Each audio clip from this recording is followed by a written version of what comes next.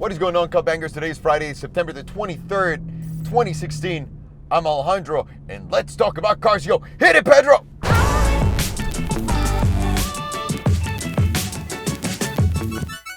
Up to the bangers. In today's episode of Let's Talk About Cars, I want to talk about multiple things. We're going back old school with these. So, number one, Tesla's new software upgrade. Number two, Motor Trend's Car of the Year. Number three, our Instagram recommendation of the week. Number four, the whole Apple wants to buy McLaren. And number five, let's just talk about, are these hypercars really worth the hype? Because I want to have that conversation with you guys. So let's get started with number one, which is Tesla doing an upgrade to their software. And they're releasing version 8.0. This is going to be released within the next couple of days. And it sounds like Tesla's really focusing a lot more on safety. Because of those cars that have crashed when using autopilot, Tesla wants to make sure that everything is going to be more safe. They're also going to implement the radar and sonar technology, kind of like what bats do, along with their camera system. So it should be a pretty good upgrade. But one thing that's worth mentioning that I read today was that they're going to be able to prevent heat stroke from happening within the car. That means whenever you leave a car outside in the sun, it gets hot real quick. We actually made a video about that. It's so dangerous, and before you know it, you fall asleep and you're dead. So that can happen to kids, adults, older people, and especially pets, which I hate so much. So with this, Tesla is not 100% making it so that the car is cool at all times, but they just won't let it go over 105 degrees.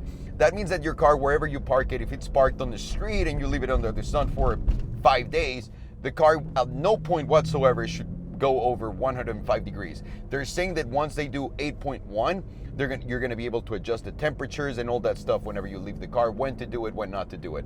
But this is great. This is one of those features that I think more people should have in their cars, because this problem happens a lot more than we'd like to admit in this country or in the world. So I'm actually very excited for the new autopilot. So the moment we get it, guys, you know that we're going to be testing that out. On to the next subject, which is Motor Trend's Car of the Year. They already picked, it's out. If you haven't watched that, please make sure to go watch right now, and because spoilers are coming up right now. Did you watch it already? Are you sure? Okay. Obviously, the 570S won. The McLaren 570S won, and I gotta say, I have to agree with them. I haven't driven the car. I've been in it. I understand it. A couple friends of mine have one, but my friend Mikey is the one that brings it the most. That car is dope as fuck. I was actually just talking to someone about that. I said, do you think, because I want to drive one, do you think if I drive the 570S, do you think, or any regular driver, would you be able to tell the difference between the LT and that one outside, just out here on the regular streets? Because I feel like at those levels of performance and what McLaren's doing, listen, you're paying $180,000 for a car like that, right? You can say, oh, I'm going to go Turbo S. I'm going to go. If you go Turbo S, there's not like that emotion, that feel, that craziness, that madness that comes with the McLaren. The McLaren is like a little race car. It looks insane. The dash is awesome. The back, I think the 570 might be my favorite looking one of them all. It's not as aggressive though as the LT, but this is a very sexy car. So I normally actually always agree with Motor Trend for the most part in those, and that was an excellent choice. The ACR can't be that because it's not a very good daily. The Porsche is not a naturally aspirated Porsche anymore, so it loses a lot of its charm. And McLaren is just coming in with a BAM! Well done, sir. Well done. Agreed. What do you guys think? What is your favorite car of the year? And obviously only the cars that came out this year qualify. I'm very curious to know. To me, that would be the one. Yep, that would be the one. Now let me do my shameless plug of the week, which is going to be my Instagram recommendation for the week. And that has to go to my boy Greg. Greg B, homie, link of Instagram right here. Greg has the most badass car collection in the world, or one of the most badass car collections in the world. He's got every Zonda ever made, got every Ferrari ever made, got an F1 Ferrari, he's got a 6x6. I mean, you name it, he's got it. And the good thing about Greg is he uses the shit out of his cars. He's always posting incredible adventures. I wish he did videos. But you know what, Greg? I think Pedro and I are going to come see you and solve that problem for you. Aside from that, guys, check out Greg B's Instagram. It's fucking insane. Insane. It's surreal how crazy it is. And Greg, just know that I'm very jealous of you. In a great way. But jealous. In a horrible way. Now, back to the whole Apple buying McLaren. For everyone that doesn't know what happened, long story short, the Financial Times reported that they heard from 3 different sources that Apple wanted to buy McLaren and was buying McLaren. Then McLaren really quickly came out, the boss of McLaren came out and denied it. And now everyone thinks, oh, everyone was wrong. He denied it by using lingo in there that doesn't really address the fact that they want to buy them. He goes, no, Apple doesn't want to invest in the company. And I don't know if you remember this, but the McLaren boss did the same thing with the new F1. Yeah, while the car hasn't been unveiled or anything, the car exists, and I have a contract right here from 2 guys within our Cup Gang group that are getting one. So that car is very real, and I just don't want you guys to think, oh, McLaren denied it, so we're good. No. They didn't deny the fact of the acquisition. They denied the fact of an investment. Now, you might be wondering, why the hell would Apple buy McLaren?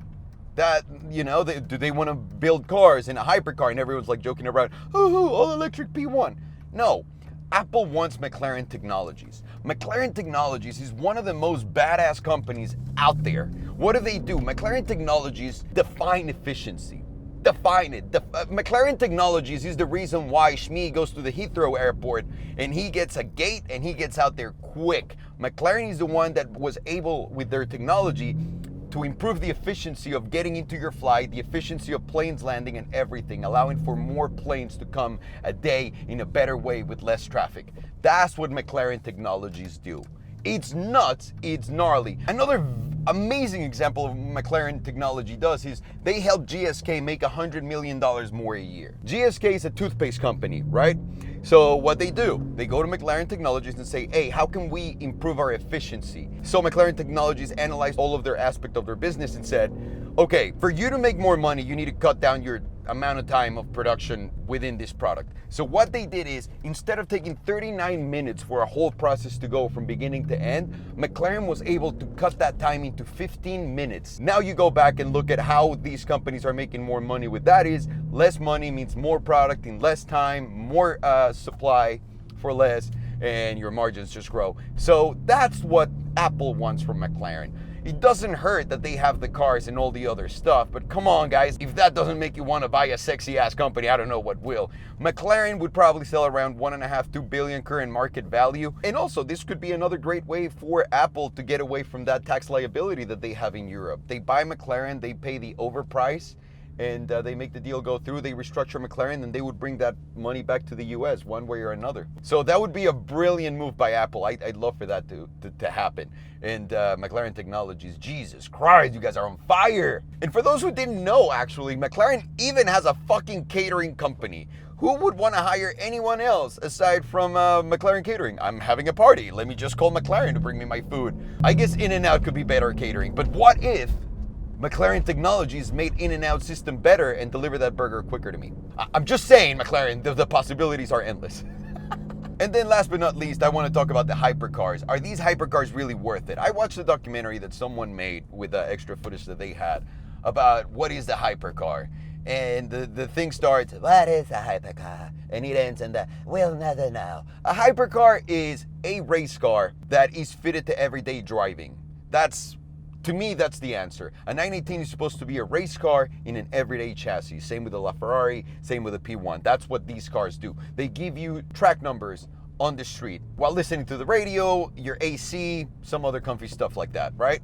Are they really worth it though? I think they are. I don't think the hype over them is worth it. I understand that they'll always go up in value because of how rare and because of how collectors work and everything. But the more and more we do this, the more I lose my interest in buying a car that can go as fast as a GT3 Cup car around the track for $3 million, right?